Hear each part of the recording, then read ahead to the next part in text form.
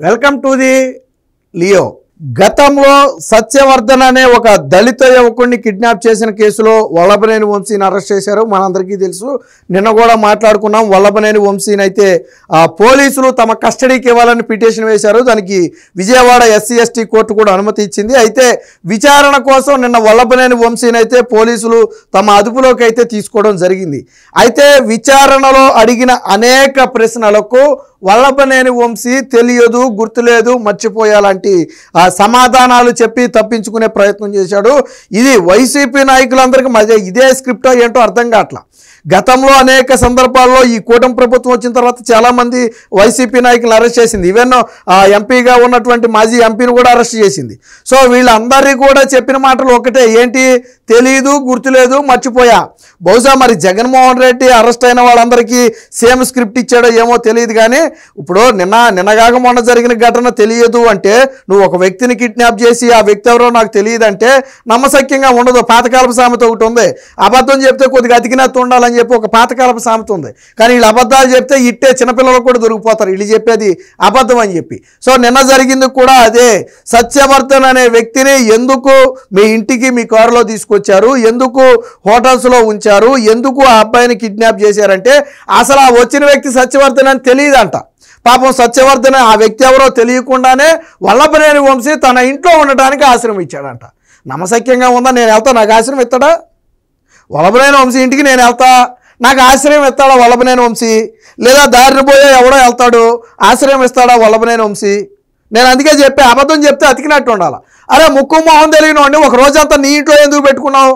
ఒప్పుకున్నాడు, ఇంట్లో పెట్టుకున్నాడని ఒప్పుకున్నాడు. ఎందుకంటే CCTV రికార్డ్స్ అని, CCTV రికార్డులు ఉన్నాయి. వల్లభనేని వంశీ ఇంట్లోకి ఈ సత్యవర్ధన్తో పాటు మరొక 2-3 లోనికి వెళ్ళారు. సో అది CCTV ఫుటేజ్లో రికార్డ్ అయింది. కాబట్టి వెళ్ళలేదు అని చెప్పడానికి, రాలేదు అని చెప్పడానికి సరిపోవడం. కాబట్టి ఏమన్నాడు? వచ్చిన మాట వాస్తవమే, కానీ ఎవరో తెలియదు, వచ్చింది ఎవరో తెలియదు.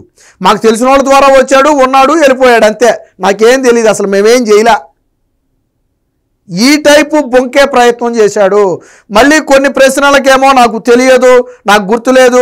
వల్లభనేని వంశీకి సంబంధించినటువంటి ఫోన్ల గురించి అడిగితే ఆ ఫోన్లు ఎక్కడ పెట్టాడో ఆయనకే గుర్తులేదంట.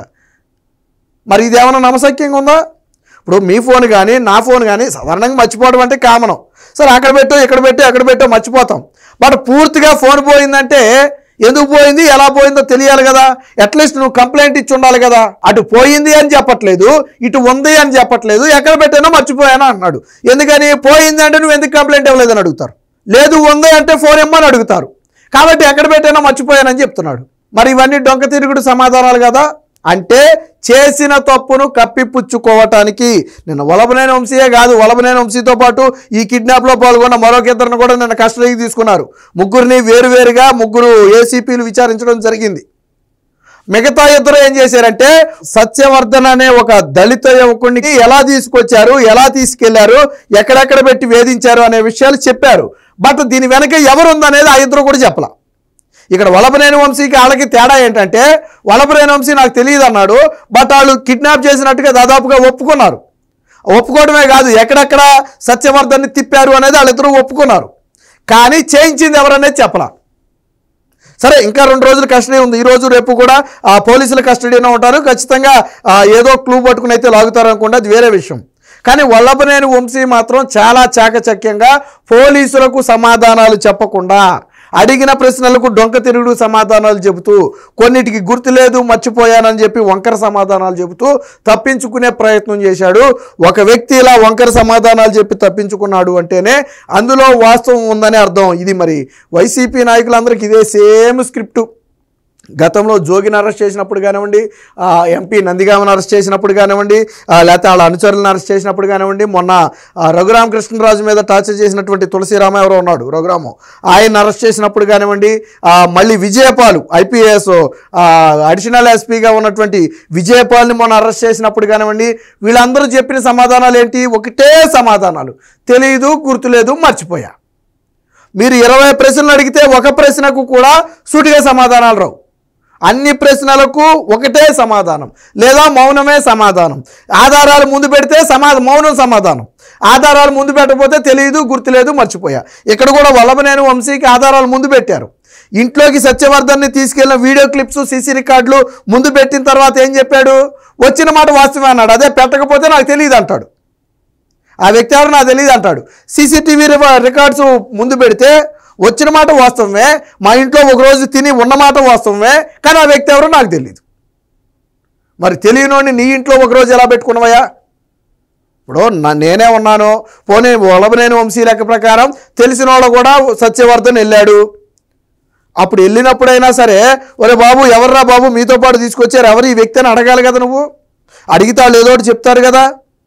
అసలు నీ మీద కంప్లైంట్ ఇచ్చినటువంటి సత్యవర్ధన్ ఎవరో నీకు తెలియదంటే నమ్మశక్యంగా ఉందా? ఆ రోజు కంప్లైంట్ ఇచ్చిందే సత్యవర్ధన్.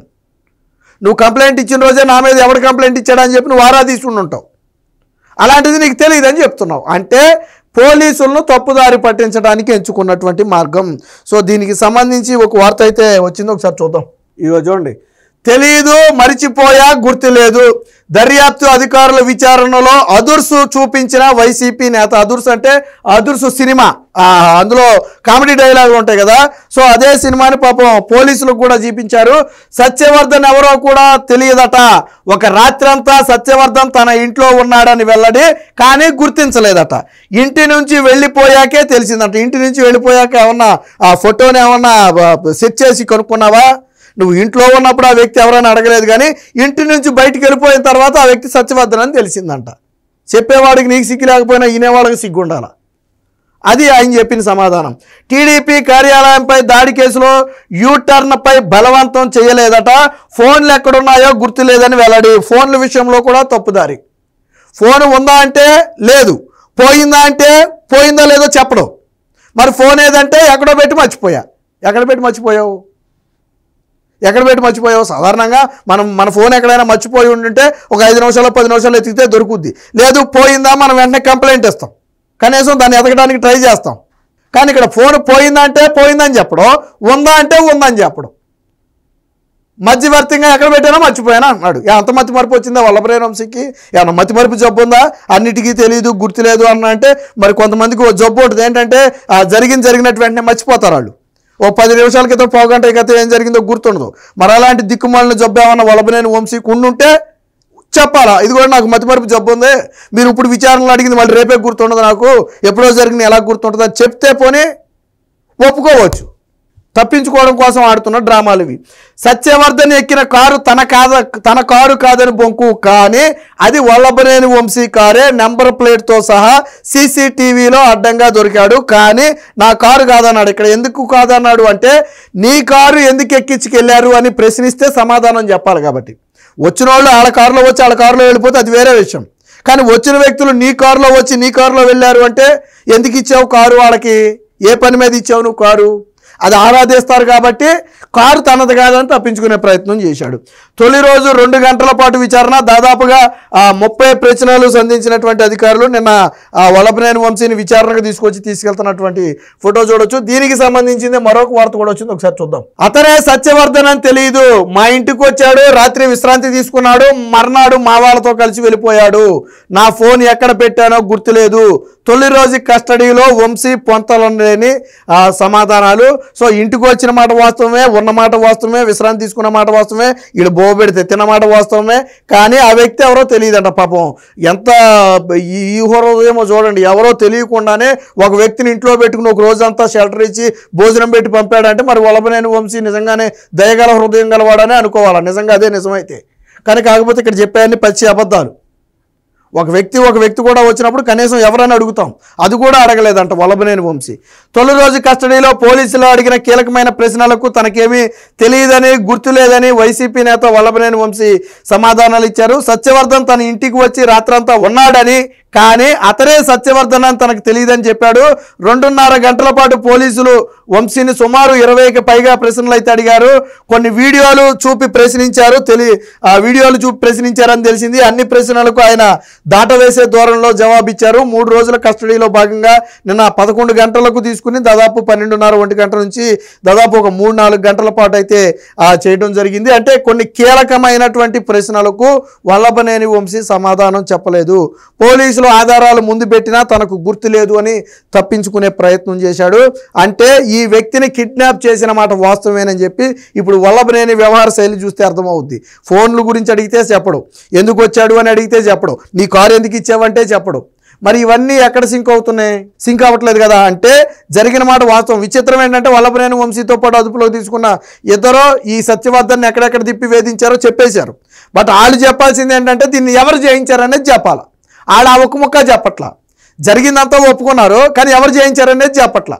కానీ ఖచ్చితంగా దీనిలో ఏదో ఒక ఆధారంతో పోలీసులు అయితే కూపీ మొత్తం లాగుతారు. మొత్తంగా నిన్న వంశీ నాకు తెలియదు, గుర్తులేదు అని సమాధానాలు చెప్పి పోలీసుల నుంచి అయితే తప్పించుకునే ప్రయత్నం చేశాడు. Please subscribe to Leo news for more videos.